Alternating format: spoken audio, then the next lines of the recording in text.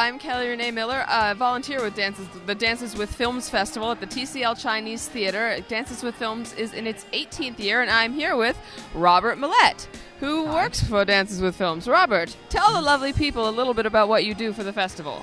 Well, this year I'm doing the alumni store. We've taken filmmakers have a very hard time with distribution these days, and I'm actually become more of a novelist than a screenwriter. And I was looking for a place to sell my book.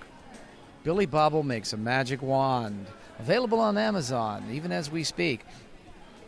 But I knew that selling books and selling movies has become the same thing. We're selling on Amazon. We're selling on iTunes. You're selling, and you're having to sell through social media. Self-promotion and digital distribution. Exactly. So we set up this alumni store where filmmakers bring in their DVDs. Some of them will come in and sit and sign their DVDs, and they're selling very well. And I think in 5 days we've done about $800 worth of business. Yes. So it's working. I think it's going to be a new tradition that you'll see at festivals all over the place. And by alumni store, you mean films that have been screened at Dances with Films in the past, previous selections? Yes, exactly. Previous selections, and then if the filmmaker comes in and they will sell their previous selection the whole time. Mm-hmm. But if they've done other movies that didn't get in the festival, or they've got newer projects or something, they can sell those as well when they're here. Mm-hmm. And these are the majority of the alumni store, are they self-distributed, or do some of them have a distributor for independent films? Most of them have distributors, smaller distributors like Lyndon Nelson's company that distributes Druid. Druid Peak? Druid Peak, yes, thank you. You're welcome. I'm tired. Druid Peak and a couple of also Frey, which is a fantastic movie that they didn't get the DVDs here yet, but and we had Conversations for a Cause upstairs with Frey, the distributor of Frey earlier this evening. Yes, Cocktails and Conversations. That's what I meant. Conversations for a Cause is Nerd HQ. Cocktails and Conversations is Dances with Films. You had a couple, so you know.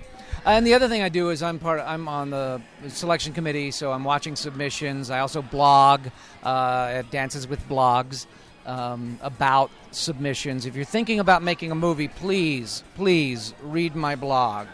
You'll see what we've been seeing, what trends are happening, because 9 times out of 10, a filmmaker thinks they're doing something hip and cool, and it's the same thing every other filmmaker is doing that they think is hip and cool, and it's not. Mm-hmm. Be true to your own voice. Because that is hip and cool. That's especially now. It's the only thing that's hip and cool. Mm-hmm. You know, everybody has a unique story to tell. Find your story. Find your filmmaking voice. Don't try to make somebody else's movie. Please don't do another version of The Office. You know, there are at least 2. Yeah, at least 2. No, there are hundreds. Yes. There are hundreds of mockumentaries, or things where you've got a perfectly good narrative going on, and then they'll turn to camera and do those little side interviews. It's done. Ricky Gervais. That format is no longer innovative. Exactly. So find your own voice, and that's what we're gonna respond to. How long have you been with the Dances with Films Festival? I submitted a film in 2000. It got in. It won Best Screenplay. Congratulations. Thank you. And I've been with the festival ever since. Fantastic. So when did you start working with the festival? Was that immediately that was 2001? the next, 2001. Yeah. Wonderful. What drew you to this festival over any other festivals, apart from the fact that your film got in? My film got in. Hey, that's enough. It was year 3. Our attorney had heard that there was this festival, that was in town, and I had no money left because, of course, I made my movie, and this is back in the VHS days. So, I shot on 35 there you go. And finished on 35. Wow. But your submission was VHS, and so I didn't have any money, and I couldn't afford to mail the thing, and I think we were coming close on a deadline. So I carried around a clipboard to pretend to be a messenger.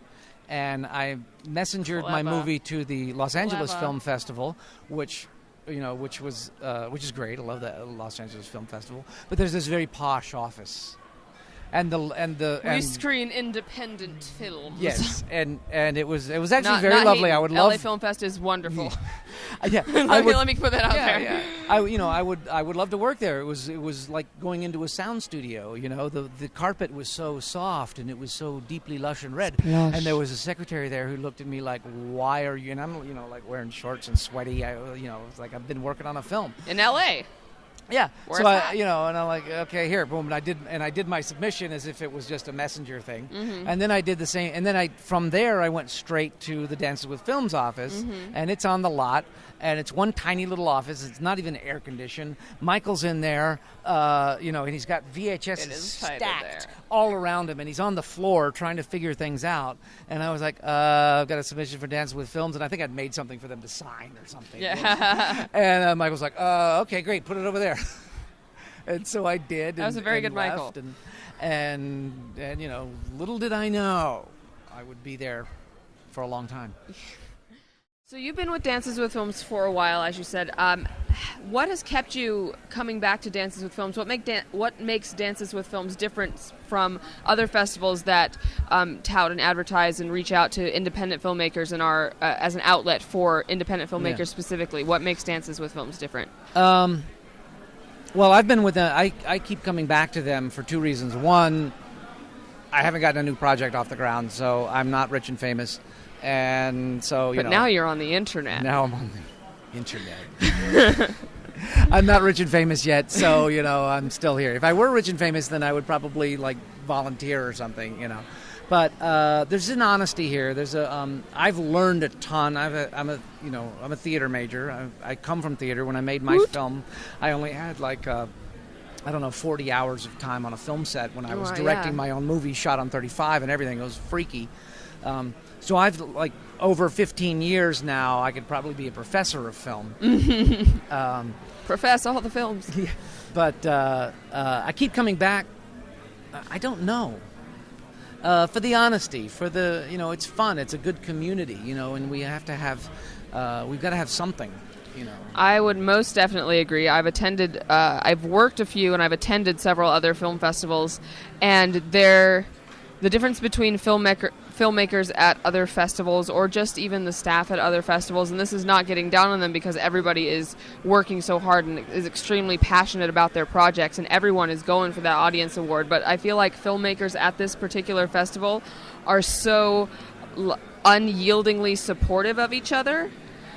From film to film, people that don't know each other are coming out. It's not just we're in the same category, so I'm not going to talk to you. There's a real congenial and familial atmosphere that's not oppressive or at dances, I think. I think people have said we're like summer camp for filmmakers. But everyone loves summer camp. Exactly. We all have that memory of summer camp where you've spent those 2 weeks and your life has changed. I can see clearly now. Yeah, exactly. My glasses on. Sorry. That's okay. I ran out of things to say, so, Well, thank you so much for your time, Thank you. Robert. We hope to see you all. Hope that led you some insight into film festivals and Dances with Films in particular, and wonderful people like Robert. And now we're going to Comic-Con because she's going to be Donna and I'm going to be... I could be the master from Tom Baker's series. Yeah.